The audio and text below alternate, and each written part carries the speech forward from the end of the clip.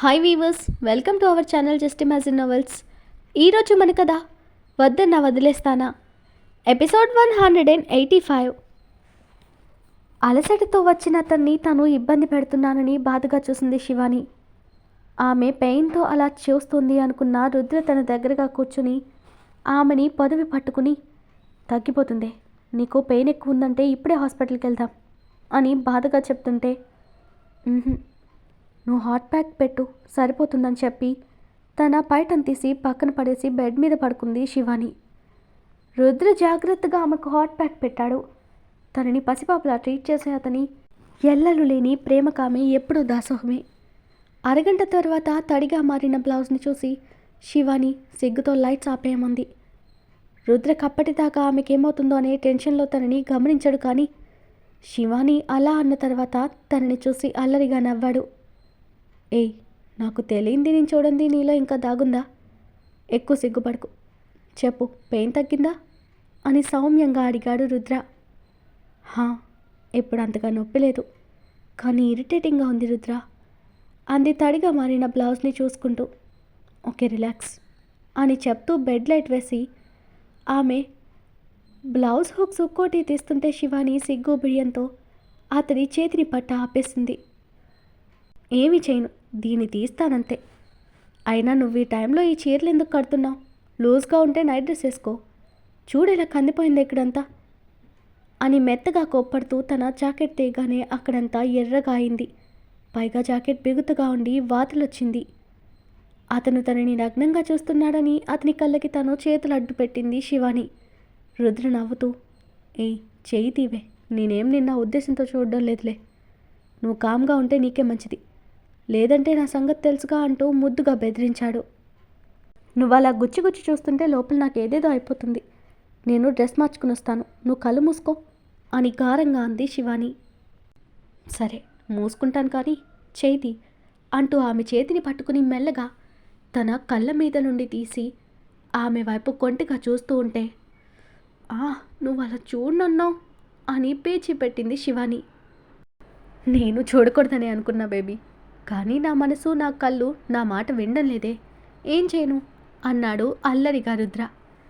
Shivani కప్పుకోవడానికి bed మీద bedsheet అందక ఏం చేయాలో తెలియక అతన్నే చుట్టుకుంది. ఆమె వీపు మీద చెయ్యి వేసి తడుముతూ, వద్దంటూ నీలా హక్ చేసుకుని నన్ను రెచ్చగొడుతున్నావు కదే అని హస్కీగా అంటూ ఆమె మెడ మీద పెదవుల్ని నిలిపాడు రుద్ర. అతని మెత్తని తడి పెదవులతో పాటు మీసాలు కూడా మెడ మీద తగిలి ఆమెకి గిలిగింతలు కలిగించాయి.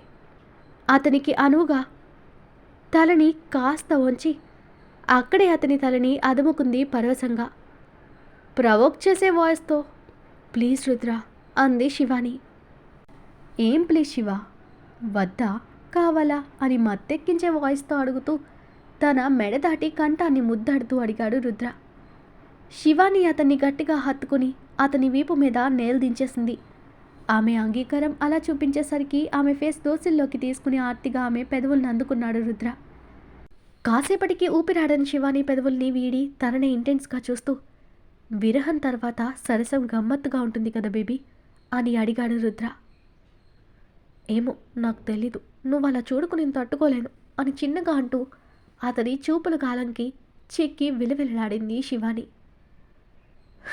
నీ అందం చూడ్డానికే కదే నా కళ్ళుంది, రోజురోజుకి నీ అందం పెరిగి నన్ను పిచ్చివాణ్ణి చేస్తుంది బేబీ అని తన చెవిలో ఏదో మత్తుగా చెప్తూ ఆమె అందాల విందు ఆరగించడానికి సమాయత్తమయ్యాడు రుద్ర. అతని మాటల్లో చినిపితనానికి శివాని బుగ్గల్లో నుండి చెవుల్లో నుండి వేడావిల్లొచ్చాయి. స్టాప్ ఇట్ రుద్ర, సిగ్గులేదు నీకు అని సిగ్గుతో కుచించుకుపోతూ అతన్నే హత్తుకుంది. రుద్ర నవ్వుతూ తనని జాగ్రత్తగా బెడ్ మీద చేర్చి తన పక్కన పడుకుని బెడ్ లైట్ వెలుతురులో తనని అశాంతం చూస్తూ ఆమె అందాల్ని తడుపుతూ మరోసారి తన పెదవుల్ని అందుకున్నాడు. అతని స్పర్శకి పరవశించిపోతూ తనని అతనికి అర్పించుకుంది శివాని. అతని చేతి పట్టు కిందాకటి నొప్పి ఉపశమనం కలిగించింది శివానికి. ఆమెని స్మూత్గా హ్యాండిల్ చేస్తూ కలియక సాగించాడు రుద్ర. గంట తర్వాత శివానిని గుండెల మీద పడుకోబెట్టుకుని చెమట వల్ల చెంపల మీద అతుక్కునున్న ఆమె వెంట్రుకల్ని తీసి వెనక్కి పెడుతూ, శివ, ఆర్ యు ఓకే? ఇబ్బంది పెట్టానా? పెయిన్ ఉందా అని ప్రేమగా అడిగాడు రుద్ర. ఇప్పుడు చెస్ట్ పెయిన్ కూడా లేదు, నిద్రొస్తుంది అని నీరసంగా చెప్తున్న శివానీని పక్కకు జరిపి లేచి అక్కడే ఉన్న మినీ ఫ్రిడ్జ్ నుండి జ్యూస్ తెచ్చి ఆమె చేత తాగించాడు రుద్ర. ఇక నిద్రపో అని ఆమెని తిరిగి తన హృదయం మీదకు తెచ్చుకుని జోకొడుతూ ఆమెతో పాటు అతను కూడా నిద్రలోకి జారుకున్నాడు. ఏంటండి ఇప్పటిదాకా కాల్స్, ఏమైనా ప్రాబ్లమా అని అడిగింది సురేఖ భర్త 11 అవుతున్నా ఏడతగని కాల్స్లో బిజీగా ఉండడం చూస్తూ. కళ్యాణ్ ఫోన్ పక్కన పెట్టి జీవా బాబాయ్ పిండితో మాట్లాడుతున్నారేక. కావ్య విశాల్ పెళ్లి తొందరగా చేసేద్దామని జనార్దన్ అంకుల్ అడిగాడంట. ఏం చేద్దామని అడిగారు. నువ్వేంటి ఇంకా నిద్రపోకుండా ఇప్పటిదాకా ఏం చేస్తున్నావు అంటూ ఆమెను దగ్గరకు తీసుకున్నాడు కళ్యాణ్. అతడు పక్కన లేకపోతే తనకు నిద్ర రాదని నోరు తెచ్చి చెప్పలేక ఊరికే నిద్ర రాలేదు అంది ఏటో చూస్తూ. ఆమె తీరు కథను నవ్వుకుని ఆహా, అమ్మాయి గారికి నిజాలు బయటకు చెప్పడం ఇంకా రాలేదు అని టీజింగ్గా అంటూ ఆమెని మీదకి లాక్కున్నాడు కళ్యాణ్. ఆమె సిగ్గుపడిపోతూ అతని కౌగిలిలో వాలిపోయింది. విశాల్ ఎంత చెప్తున్నా కావ్య మనసులో భయాలు పోవడం లేదు. కావ్య కాస్త కోలుకున్నాక ఆమెని కూర్చోబెట్టి ఎదురుగా కూర్చున్నాడు విశాల్. ఇంకా డల్గా ఉన్న కావ్య చేయి తన చేతుల్లోకి తీసుకుని మనం వెంటనే పెళ్లి చేసుకుందాం కావ్య అన్నాడు విశాల్. ప్లీజ్ విశాల్, అర్థం చేసుకో. పెళ్ళొద్దు, ఏమీ వద్దు, నాకు భయంగా ఉంది. మీ పేరెంట్స్ దగ్గర నిజం దాచి మనం పెళ్లి చేసుకున్నా తర్వాత వాళ్ళకి నిజం తెలిసి ఫీల్ అవుతారు. జనాలు కూడా ఎవడో ఎత్తుకుపోయిన దాన్ని పెళ్లి చేసుకున్నాడని నిన్ను చులకం చేస్తే మీ పరువు పోతుంది. సీతమ్మ తల్లి లాంటి మహాపతివ్రతను అగ్ని పునీత అయ్యాక కూడా పరాయి పంచన ఏడాది పాటు ఉండి వచ్చిందని అనుమానించిన సమాజం మంది. నేనెంత? ప్లీజ్ అర్థం చేసుకో విశాల్, నాకు నిన్ను పెళ్లి చేసుకోవడం ఏమాత్రం ఇష్టం లేదు అని ఎటో చూస్తూ చెప్పింది కావ్య. విశాల్కి ఆమె మాటలు కోపాన్ని తెప్పించాయి. కానీ తనున్న సిచ్యువేషన్లో ఇంకా ఏదైనా అంటే బాధపడుతుందని కోపాన్ని కంట్రోల్ చేసుకుని ఆమెని దగ్గరకు లాక్కుని హత్తుకున్నాడు. వదులు విశాల్, మనం ఇలా కూడా ఉండొద్దు అంటూ కన్నీళ్ళు ఆపుకుంది కావ్య. నీ ప్రేమ అబద్ధం, నువ్వు నాకు చేసిన ప్రామిస్ కూడా అబద్ధమని చెప్పు. ఇంకెప్పుడు నా మొహం కూడా చూపించను అన్నాడు సూటిగా విశాల్. కావ్య తలదించేసింది. లుక్ ఎట్ మీ కావ్య అని కమాండింగ్గా వచ్చిన విశాల్ వాయిస్కి తలెత్తి చూసిందామె. ఆమె ఫేస్ చేతుల్లోకి తీసుకుని నేనంటే ఇష్టమన్నావు, ప్రేమన్నావు, నా కోసం లైఫ్ లాంగ్ తోడుంటానన్నావు. అవన్నీ ఒట్టి మాటలేనా? ఏ ప్రేమలు బంధాలు వద్దని ఒంటరిగా బ్రతుకుతున్నా నా లైఫ్లోకి అనుకుని వరల్లా వచ్చి నా మనసును కరిగించి నీ సొంతం చేసుకున్నా. నా లైఫ్ అందమైన పూలవనంలా మార్చి నీ చేతులతోనే దాన్ని ఎడారిగా మార్చాలని నువ్వు అనుకుంటే ఈ క్షణమే వదిలే. కానీ నువ్వు వదిలేసిన క్షణం ఈ విషయాల ఊపిరి కూడా ఆగిపోతుంది. మనిషిగా చచ్చిపోయినచ్చే శిలలా బ్రతుకుతాను. ఎవరి మాటలకో నన్ను చంపేస్తావా, లేదంటే నా కోసం మన కోసం బ్రతుకుతావా చెప్పు అంటున్న అతని మాటల్ని విని తట్టుకోలేక ఏడుస్తూ ప్లీజ్ నీకేం కావద్దు, నేను భరించలేనంటూ అతని నోటి మీద చెయ్యేసి హత్తుకుని నువ్వు హ్యాపీగా ఉండాలి. నా వల్ల నువ్వు చిన్న దెబ్బ పడినా నేను భరించలేను. నా మూలంగా నువ్వు మాటలు పడ్డం, నీ పేరెంట్స్కి దూరం అవ్వడం నేను అస్సలు ఒప్పుకోను విశాల్ అంది కావ్య వెక్కుతూ. విశాల్ నవ్వి పిచ్చిదానివి కావ్య, నువ్వు మా పేరెంట్స్ నాకెందుకు దూరం అవుతారు? ఎవరో ఏదో అనుకుంటారని మనం బ్రతకడం మానేయాలా? నేనేమీ రావుణ్ణి కాను. ఆయన తన వంశానికి మచ్చ రాకూడదని తన వల్ల ప్రజలందరికీ మెచ్చే రాజయ్యాడు సీతమ్మని దూరం చేసుకుని. కానీ నేను నా కోసమే బ్రతికే మనిషిని నీకెన్నిసార్లు చెప్పినా ఇదే పాట పాడుతున్నావు. కాబట్టి ఇప్పుడు నీకున్న భయాల్ని పోగొట్టిన తర్వాతే ఏదైనా మాట్లాడతాను అంటూ అప్పటికప్పుడు సులోచనకి ఫోన్ చేశాడు విశాల్. కొడుకు ఆ టైంలో ఎందుకు ఫోన్ చేశాడోనని ఆవిడ కంగారుగా ఫోన్ తీసి విశాల్, కావ్య బాగుందా? ఏంటి ఇప్పుడు కాల్ చేశావు అని ఆందోళనగా అడిగింది ఆవిడ. అమ్మా, అంతా బాగుంది, కానీ నువ్వు డాడీ ఇమీడియట్గా బెంగళూరుకి రండి, కావ్య మిమ్మల్ని చూడాలంటుందని చెప్పాడు. వాళ్ళు కంగారు పడకుండా ఉండాలని ఆవిడ రిలాక్స్ అవుతూ సరే అని చెప్పడంతో అప్పటికప్పుడు వాళ్ళకి టికెట్ ఫ్లైట్ బుక్ చేసి వాళ్ళ నాన్నకి మెసేజ్ చేశాడు విశాల్. కావ్య మాత్రం టెన్షన్తో గోర్లు కొరికేస్తూ వాళ్ళొస్తే నిజం చెప్పాక ఏమంటారో అని భయపడిపోతుంది. అనుకున్నట్టే వాళ్ళు ఈవినింగ్కి బెంగళూరు రీచ్ అయ్యారు. వాళ్ళని నేరుగా కావ్య ఇంటికే తీసుకొచ్చిన విశాల్ సైగతో వాళ్ళ పాదాలకు నమస్కారం చేసి అతిథి మర్యాదలు చేసింది కావ్య. జనార్దన్ గారు కూడా వచ్చాక విశాల్ తన పేరెంట్స్ని చూస్తూ డాడీ, మమ్మీ, మీతో ఒక ముఖ్యమైన విషయం చెప్పాలి. మీ అభిప్రాయం తెలిస్తేనే నా పెళ్లి కావ్యతో జరగాల వద్దా అన్నది డిపెండ్ అయి ఉంటుంది అంటూ డైరెక్ట్గా పాయింట్కి వచ్చాడు విశాల్. ఏంటది విశాల్, టెన్షన్ పెట్టకుండా చెప్పు అన్నారు జీవా గారు. డాడీ, కావ్యని వారం క్రితం ఎవరో కిడ్నాప్ చేశారు అంటూ జరిగింది బూసగుచ్చినట్టు చెప్పి, అలాగే కావ్య భయాల్ని తన డెసిషన్ కూడా చెప్పాక వాళ్ళనే సూటిగా చూస్తూ, ఇప్పుడు చెప్పండి, కావ్యని మీరు అనుమానించవద్దంటారా, లేక తను కూడా మన ఇంటి ఆడపిల్ల లాంటిదే కదా, ఏమీ లేని దానికి తనని ఎందుకు దూరం చేసుకోవడం అనుకుని మన ఇంటికి కోడలుగా మనస్ఫూర్తిగా అంగీకరిస్తారా అని సూటిగా అడిగాడు విశాల్ వాళ్ళని. సులోచన లేచి కావ్య పక్కన కూర్చుని ఆమె తనని గుండెలకు హత్తుకుని, పిచ్చి పిల్ల, ఈ మాత్రం దానికే నిన్ను దూరం చేసుకుంటామని ఎలా అనుకుంటున్నావు? నా ఉషయంతో నువ్వు కూడా అంతే కావ్య. నా బిడ్డకి ఏదైనా జరిగితే కడుపులో పెట్టి కాచుకుంటాను. అలాగే నీకు కష్టం వస్తే అమ్మలా నేను కూడా నా హక్కును చేర్చుకుంటాను, కానీ దూరం పెడతానా? పిచ్చి అనుమానాలు భయాలు వదిలి నా కొడుకుతో సంతోషంగా ఉండు తల్లి. ఏవండి, మీరేమంటారు అని భర్త వైపు చూసింది సులోచన. ఆయన నవ్వి, నా భార్య ఇంత ఉన్నతంగా ఆలోచిస్తుంటే నేను ఖచ్చితంగా ఉంటానా? నా ఓటు నీకే అన్నాడు నవ్వుతూ.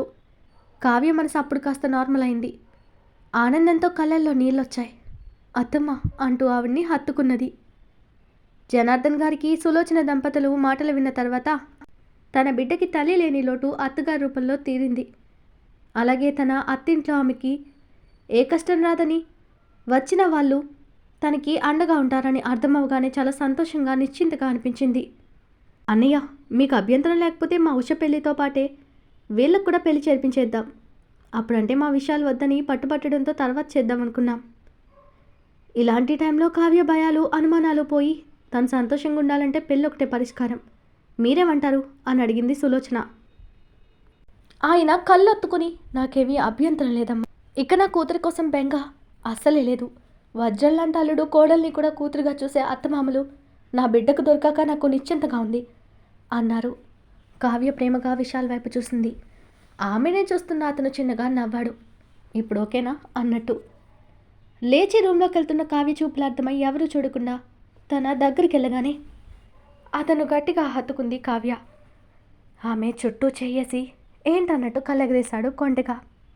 సిగ్గుగా అతని హృదయంలో ఒదిగిపోయింది.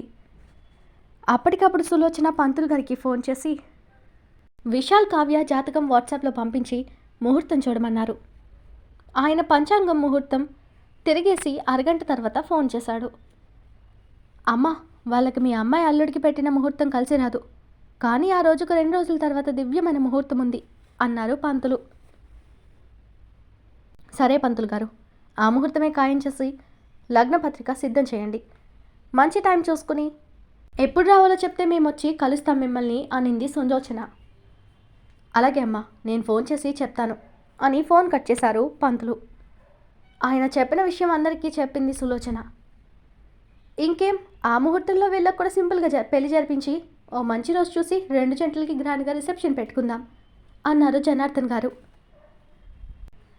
మంచి ఆలోచన బావగారు, మీకు ఇష్టమేనా అని కావ్య విషయాల్ని చూశారు జీవా గారు. నాకు ఇష్టమే అని విశాలంటే కావ్య సిగ్గుపడుతూ తలూపింది. అమ్మ కావ్య, నువ్వు వెళ్ళి అందరికీ లంచ్ ప్రిపేర్ చేయించు అని ఆమెని లోపలికి పంపించేశారు జనార్దన్ గారు. ఇంకా ఏదైనా చెప్పాలా అన్నయ్య అని సులోచన గారు ఆయన కూతుర్ని అక్కడి నుండి పంపించిన ఉద్దేశం అర్థం చేసుకుని అడిగింది ఆవిడ. అవునమ్మా, మీకు చిన్నతనం కాకపోతే ఇకపై విశాల్ మాతో ఉండమని అడుగుదామని. ఉషా, ఉదయ్ కూడా ఫ్లాట్లో కాకుండా ఇక్కడే ఉంటే అందరూ కలిసి మెలిసుంటే బాగుంటుంది. మాకెవరున్నారు, మీరే కదా అన్నారు ఆయన. విశాల్ వైపు చూశారు తన పేరెంట్స్. విశాల్కి ఇష్టం లేదు, అందరూ తనని ఆస్తి కోసం కావ్యని పెళ్లి చేసుకున్నారనుకుంటారని అతని ఆలోచన. కానీ కావ్య ఫాదర్ అడిగింది కాదనడానికి కూడా బాధగానే ఉంది. మావయ్య, ఇలా అంటున్నా అని తప్పుగా అనుకోవద్దు. నేను ఇప్పుడిప్పుడే బిజినెస్లో నిలదొక్కుంటున్నాను. కొన్ని రోజులు మేము నా ఫ్లాట్లోనే ఉంటాం. మీరు వచ్చి అక్కడే ఉంటానంటే మాకు అభ్యంతరం లేదు. కానీ ఇప్పుడే నేను ఇక్కడికి వచ్చి ఉండలేను మావయ్య అని తన మనసులో మాట చెప్పేశాడు విశాల్. ఆయన డిసప్పాయింట్ అయినా వెంటనే ఎప్పటికీ రారని చెప్పలేదు కదా అని నార్మల్ అవుతూ, నీ సెల్ఫ్ రెస్పెక్ట్ కూడా ఇంపార్టెంటే విశాల్. అలాగే నువ్వనుకున్నది సాధించాకే వద్దు. మీరు హ్యాపీగా ఉండడమే కదా మాకు కావాల్సింది.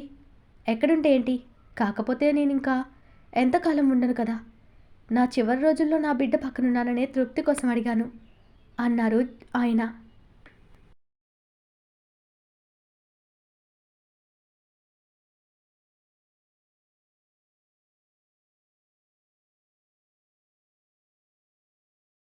ఈరోజు మన కథ ఇక్కడితో కంప్లీట్ అయింది. ఈ స్టోరీ మీకు నచ్చినట్టయితే ప్లీజ్ స్టోరీని లైక్ చేసి కామెంట్ రూపంలో మీ అభిప్రాయాన్ని తెలియచేయండి. అలాగే ఛానల్ని సబ్స్క్రైబ్ చేసుకుని షేర్ చేసి మాకు సపోర్ట్ చేయండి. నెక్స్ట్ అప్డేట్తో మళ్ళీ కలుద్దాం. అంతవరకు బాయ్.